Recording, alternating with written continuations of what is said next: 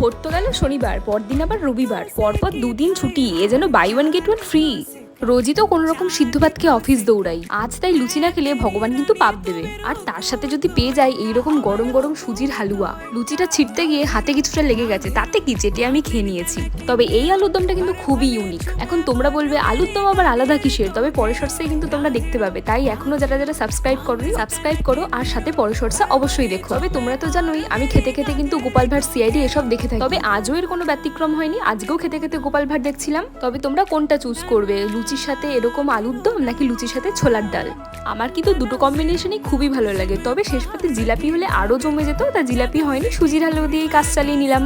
তোমাদের লুচির সাথে কোনটা খেতে ভালো লাগে আমাকে কিন্তু কমেন্ট করে অবশ্যই একবার জানিও। তবে যাই বলো আর তাই বলো, আজকের এই ঝাল ঝাল আলুর দমটা না ফাটাফাটি হয়েছিল খেতে। তাহলে আমি লুচিকে ভোট দিতে যাই, আর তোমরা ততক্ষণে চ্যানেলটাকে সাবস্ক্রাইব করো। দেখা হচ্ছে খুব তাড়াতাড়ি পরে একটা শর্টসে। বাই।